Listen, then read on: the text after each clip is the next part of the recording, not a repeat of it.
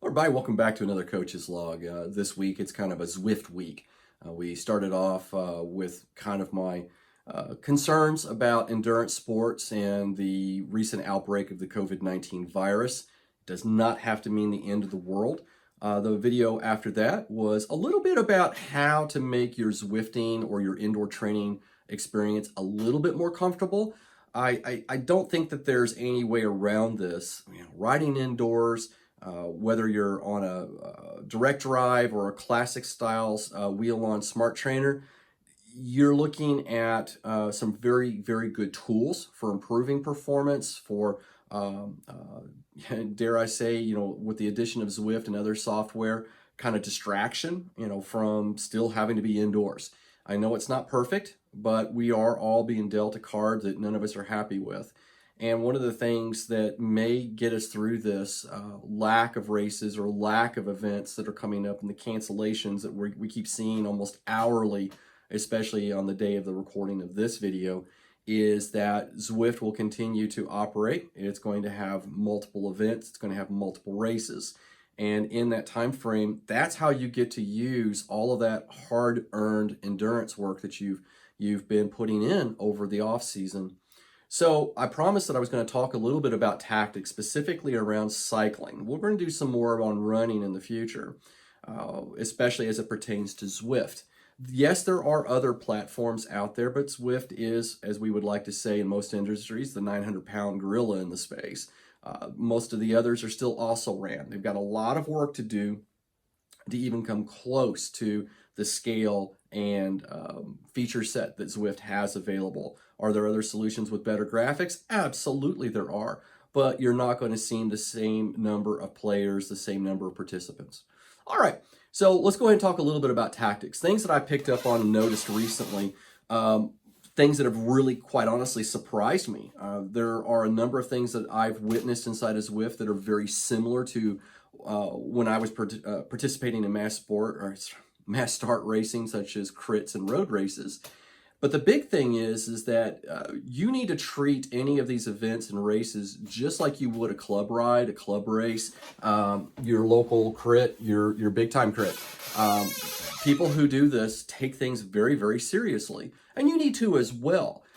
Things that really have surprised me early on when I very first started Zwifting, as we use it now as a verb, is that warm-ups are important. They're no less important in Zwift land as they are in the real world. So do yourself a huge favor. Take 30, 40 minutes, maybe even an hour, depending on your level of experience and the distance or the time of your race or the amount of time it's going to be in the race, and do a warm-up before the start of the race. It's a great way to keep up the volume of training and provide the necessary stimulus to have a really decent outcome. I've noticed that when I don't do that, I really struggle in the first 5 to 10 minutes to kind of hang in to some of the faster group rides or races. And then the other thing too that I've noticed is that not every warm-up needs to be the same protocol every time. I've talked about this with athletes internally on my practice about this, that there are days where 20 and 30 minutes is perfectly acceptable. Fast forward 2 weeks, same style of race. I can't do that. I've got to be on the bike for 45 minutes to 2 hours, it seems like at times, before my legs want to cooperate. And then I'm able to put in some really strong efforts during a race. So I don't think Zwift is any different. And I've had really good results with that. Traditionally, a warm-up in my particular case is anywhere from, like I said, 20 to 30 minutes. I'll spend the first 5 to 10 minutes just trying to get the legs moving freely. I don't feel like there's any kind of hang up, that they don't feel leaden or just kind of slow. And once they start to break free or break loose, as I like to say, then I start to get into tempo. Zone 3, power and or heart rate. And then as I'm comfortable with that, maybe I'm starting to feel warm, then I'm going to put in anywhere from 1 to 4 what I would call leg openers or sharp efforts. These are not sprints. They're not all out intensity. Yes, you may find that they're very close to race pace, but I certainly wouldn't want to go much higher than what you would anticipate doing in a race. And then I give myself enough time in between those to where I can recover just a little bit. I'm talking 2 to 3 minutes back at tempo. That way the body understands it's time to do some work. Now, once I get to the start of the race, I like to be in Zwift before a group ride or a race at least 10 minutes before the start. When that happens, you're going to sit there on a virtual trainer, which I find ironic.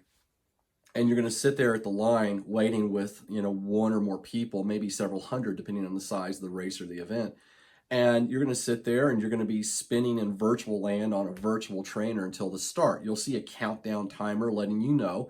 And you may just want to wait until the last minute or two, but I would not wait longer than 2 to 3 minutes. And the reason being is this, is that once you're on that virtual trainer, here's one of the biggest tips and one of the biggest tactics.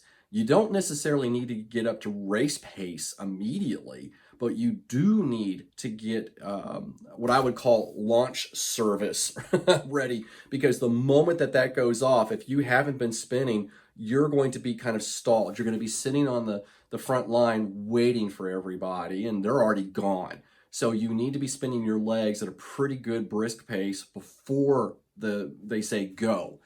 Now, once that happens, one of the first things that you're going to probably learn, if you haven't experienced this yet in a group ride setting, is that the fastest draft is probably going to be in the first third of a group, and definitely the middle of the group. Once you start going off the back, whether it's a breakaway or the main group or a gruppetto, a smaller group in between groups, you're going to find that on the back, you're more likely to get gapped. Meaning that you're going to create a space between you and the riders in front of you. And then all of a sudden you've lost your draft and you're probably going to have to work twice as hard to get back in. Not unlike what you would have to do in a regular group ride setting outdoors or in a race outdoors. So that still holds true. The physics there are pretty good in game. So I like to make sure that I have a really good feel for who's with me.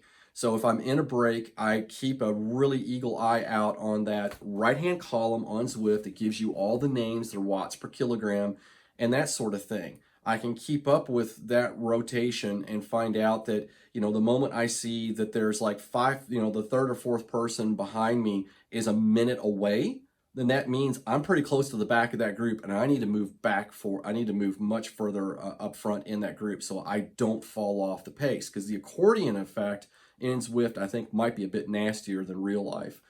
All right, so once we do that, the other big thing that was an aha moment for me is a lot, especially at the front. If you're in a breakaway, you're probably going to notice this more often in the break, and that is other riders pushing power into a corner. Not so much out of the corner, but going into corners. So what does that mean? Well, that means, depending on, sorry about this, looks like a mosquito in here. What that means is that you're going to need to be prepared to adjust your power and your tempo as you're moving through the race. So if you know a corner's coming up by having a map maybe on the companion app and you can see it, then if you are having problems with maintaining power with the group, my suggestion is that you get as far to the front without being on the front as possible, and then make sure that as that power is being pushed into the corner, you don't get dropped. If you start to fall back into the group, that's okay. Just don't fall all the way back, so that as the road starts to straighten out and the power gets back to, dare I say, something more normalized, then you can sit in, catch a break. Same thing goes for hills. Whether it's a legitimate climb inside of Zwift or just a bump in the road, you can anticipate the exact same thing happening. We used to give this tactic, the name we used to give it was the fat man's roll, and you can apply it in Zwift as well. I've done it effectively many times. And what you're doing is this: you're going to ride towards the front of the group that you're in, and then as you get to the climb, you might push a little more power than you're normally comfortable with, but at that point, don't go any harder than that. If you're at your braking limit, you're going too hard. And feel free to start drifting back through the group as you're coming back down the hill. The goal is to not fall off the back. And then what we're hoping for is that as you fall backwards, but not off the back, you do crest the hill. And then what you're able to do is continue with the same amount of power, rolling over the top of the hill, maintaining contact in that group. And quite honestly, you'll be surprised to find how many people are going to coast once they've crested the hill. If you can continue to push a little more power, you'll find that you suddenly are slingshotted back towards the front of that group. Once again, remember, don't go so hard that you're on the front. It's very easy to back off the power and come back into the group when that occurs, but the big trick is to make sure that you include or keep the same amount of power as you roll over the top. You can apply this exact same tactic when you're out in the real world. Now, the last thing that I want to put into play too is that if you're in a race or a group ride that does have power-ups, use them sparingly. If you're having a hard time keeping up with the sprints and there's an arrow power-up or a feather power-up or something along those lines, by all means, wait for it. Use it at the right time. Don't just use them whenever you feel like. Start using them smartly. So if you're having a hard time keeping up in a sprint area on the course, use that power up, not right as soon as the sprint starts, maybe 5-10 seconds afterward. Do the fat man's roll. Get in with that group as early as you can ahead of the sprint, and then that way it'll carry you through. You'll be surprised to find out that when you use these types of what I would call conservative tactics, that you may stand a much, much better chance to stay with the pack and finish much farther up in the standings. All right, everybody, we'll talk a little bit more in the next Coach's Log about some more tactics, but this is all the time I like. This is probably a little longer than I like for these videos. All right, have a great rest of your training week, and we'll talk again really soon.